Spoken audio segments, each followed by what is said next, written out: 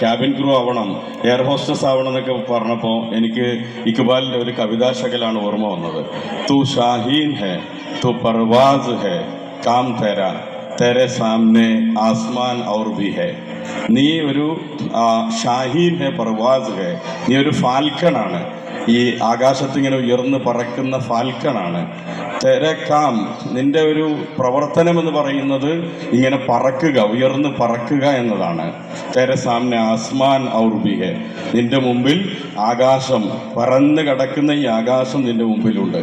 അതുകൊണ്ട് രക്ഷിതാക്കൾ എന്നുള്ള നിലയ്ക്ക് നമ്മൾ ഈ വെക്കേഷൻ കാലയളവിൽ നമ്മളുടെ മക്കൾക്ക് കൊടുക്കേണ്ടത് ഉയരങ്ങളിലേക്ക് പറന്നുയരുവാനുള്ള, ഇക്ബാൽ പറഞ്ഞ ഷാഹീനും പർവാസും ഒക്കെ ആവാനുള്ള ഒരു അവരുടെ സ്വപ്നങ്ങൾ, അവരുടെ ആഗ്രഹങ്ങൾ, അതൊക്കെ നേടിയെടുക്കുവാനുള്ള അന്തരീക്ഷം നമ്മളുടെ വീട്ടിൽ നിന്ന് കൊടുക്കണം. കുട്ടികൾ പറഞ്ഞ രണ്ടാമത്തെ ആഗ്രഹം കേട്ടപ്പോൾ ഞാൻ കുറച്ചുകൂടി അതിങ്ങനെ ആലോചിച്ചു, എന്തുകൊണ്ടാണ് ഇത്ര അധികം കുട്ടികൾ അങ്ങനെ പറയുന്നത് എന്നുള്ളത്. പോലീസ് ആവണം, സോൾജേഴ്സ് ആവണം എന്നൊക്കെയാണ് കൂടുതൽ കുട്ടികൾ പറഞ്ഞത്.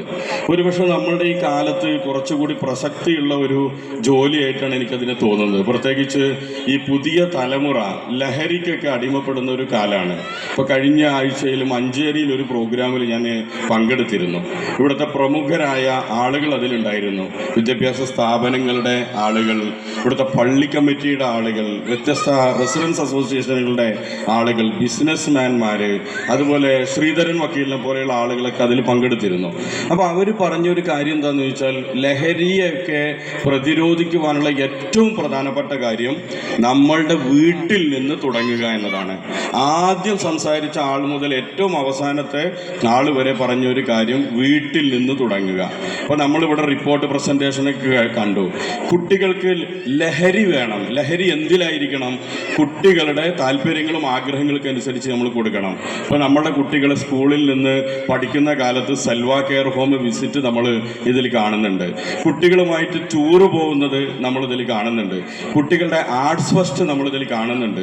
സ്പോർട്സ് നമ്മളിത് കാണുന്നുണ്ട്. നമ്മുടെ ഈ വെക്കേഷൻ കാലയളവിൽ നമ്മളുടെ മക്കൾക്ക് അവരുടെ കലയും അവരുടെ കായിക ബലവും അവരുടെ ടൂറും അവർ പാരൻസിനോടൊപ്പമുള്ള ജീവിതവും അവരുടെ അയൽവാസികളോടൊപ്പമുള്ള ജീവിതമൊക്കെ ആയിട്ട് അതൊരു ലഹരിയാക്കി നമ്മൾ മാറ്റണം. ആ ലഹരി ഉണ്ടാകുമ്പോൾ, വീട്ടിൽ നിന്ന് സ്നേഹത്തിൻ്റെ ലഹരി നമ്മൾ നൽകുമ്പോൾ, നാട്ടുകാരോടൊത്ത് നമ്മൾ ഒരുമിച്ച് ജീവിക്കുമ്പോൾ അവർ ഒരിക്കലും ലഹരിക്ക് അടിമപ്പെടുകയില്ല. വീട്ടിൽ നിന്ന് നമ്മൾ അതിനെതിരെയുള്ള പോരാട്ടം ആരംഭിക്കണമെന്നതാണ്. ഒരൊറ്റ പോയിന്റ് കൂടി, നമ്മളുടെ കാലത്ത് ഏറ്റവും പ്രസക്തമായ ഒരു കാര്യം കൂടിയാണത്. ഇപ്പോൾ സമൂഹത്തിൽ നടന്നുകൊണ്ടിരിക്കുന്ന ഏറ്റവും പ്രധാനപ്പെട്ട ഒരു ചർച്ച എമ്പുരാൻ എന്ന് പറയുന്ന സിനിമയെ കുറിച്ച് നടക്കുന്നുണ്ട്. എമ്പുരാൻ എന്ന് പറയുന്ന സിനിമ ഒരുപക്ഷെ ഇന്ത്യൻ സാഹചര്യത്തിൽ ഏറ്റവും പ്രസക്തമായ ഒരു മൂവിയാണ്. നമ്മുടെ പ്രിയപ്പെട്ട മോഹൻലാലും പൃഥ്വിരാജും മുരളി ഗോപിയും ഒക്കെ ചേർന്നിറക്കിയ എമ്പുരാൻ എന്ന് പറയുന്ന സിനിമ അത് മുന്നോട്ട് വെക്കുന്നത് വർഗീയതക്കെതിരെയുള്ള, വിദ്വേഷത്തിനെതിരെയുള്ള, വെറുപ്പിനെതിരെയുള്ള ഏറ്റവും വലിയ ഒരു കലാവിഷ്കാരമാണ് എമ്പുരാൻ എന്ന് പറയുന്നത്.